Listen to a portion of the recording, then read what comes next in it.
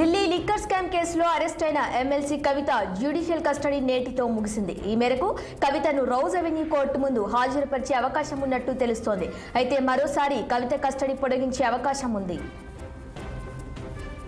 ఇక ఇదే అంశంపై మరింత సమాచారం మా ప్రతినిధి అశోక్ అందిస్తారు.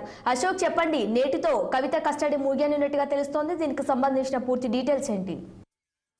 ఢిల్లీ లిక్కర్ కేసులో కవిత పక్కపై సప్లిమెంటరీ ఛార్జ్ దాఖలు చేసిన సిబిఐ సో మరికొద్ది సేపట్లో దీనికి సంబంధించిన ఛార్జ్ షీట్ పిటిషన్ పైన రౌజ్ అవెన్యూ కోర్టులో విచారణకు వచ్చే అవకాశం ఉంది. సో అదేవిధంగా మరోపక్క జ్యుడిషియల్ కస్టడీ కూడా ముగిసిన నేపథ్యంలో జ్యుడిషియల్ కస్టడీ కూడా ఈ నెల 21 వరకు కవితకు సిబిఐ జ్యుడిషియల్ కస్టడీ పొడిగిస్తూ ఉత్తర్వులు ఇచ్చింది.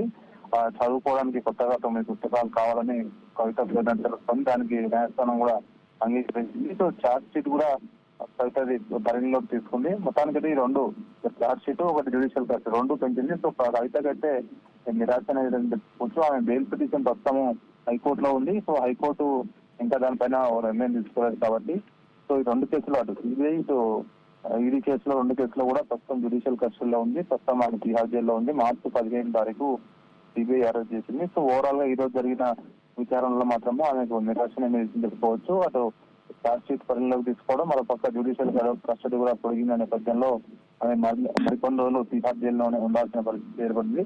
సో ఇప్పుడు ప్రస్తుతం ఆమెకు సంబంధించిన కేసు ఒకటి హైకోర్టులో పెండింగ్ లో ఉంది కాబట్టి హైకోర్టు మనకి బెయిల్ ఇస్తారా లేదా అని మాత్రం ఈ పిటిషన్ విచారణ వచ్చిన తర్వాత మనకు తెలిసే అవకాశం.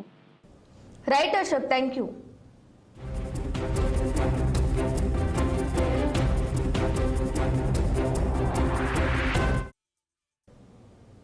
నల్గొండ, ఖమ్మం